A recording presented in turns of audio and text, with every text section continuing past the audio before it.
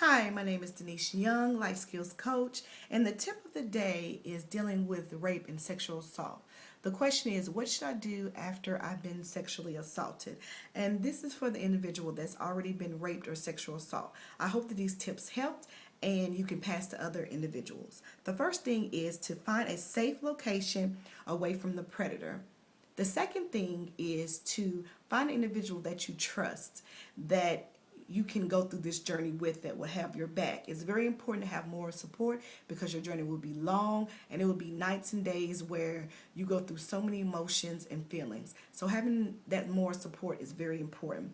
The second thing is to know that this is not your fault.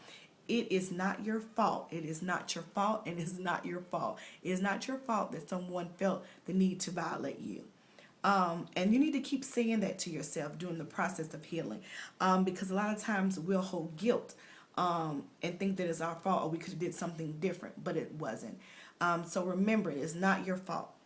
The third thing is preserve all evidence that you have. It's so important that you take the evidence that you have and do not wash it away.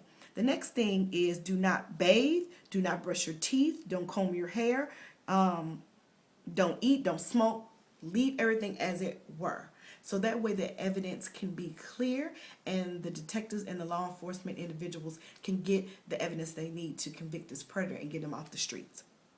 The second is if you're still in the location that the rape or assault happened, make sure you do not touch anything. Make sure that everything stays the way it is for evident perfect purposes. The third thing is write down everything that you remember, down to a cut on the face, eye color, how much the person weighs, do they have a tattoo, do they have braces, do they have gold teeth, do they have a chipped tooth. Make sure you write down everything. This is detrimental to evidence, so we can get a quick lineup and also get that predator off the streets.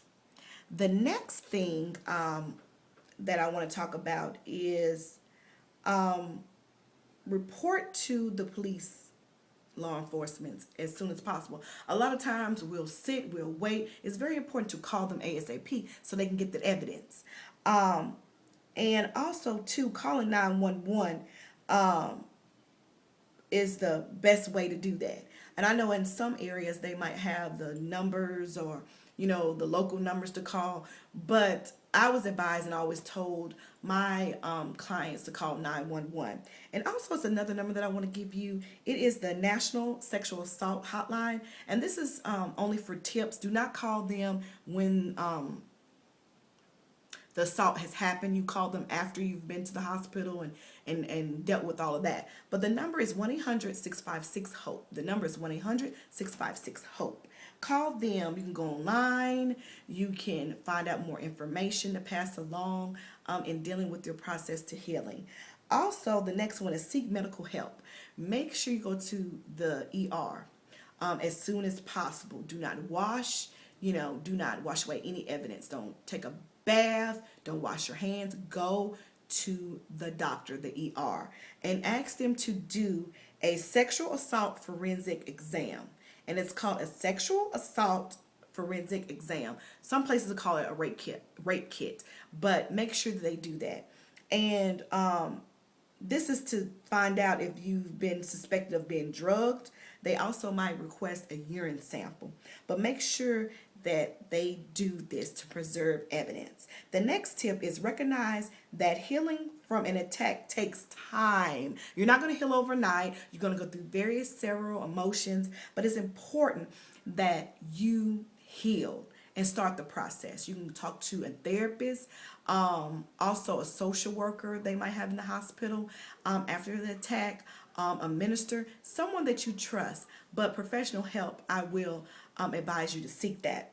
Also, it's a 1-800 number, like I stated before, national number that will help with the process, and they will give you resources and things that will help you through your process. And that's the 1-800 number of 1-800-656-HOPE. And this is the National Assault Hotline for sexual assault or rape. I hope that these tips helped, and if you have any questions, you can Twitter me at Denise L Media.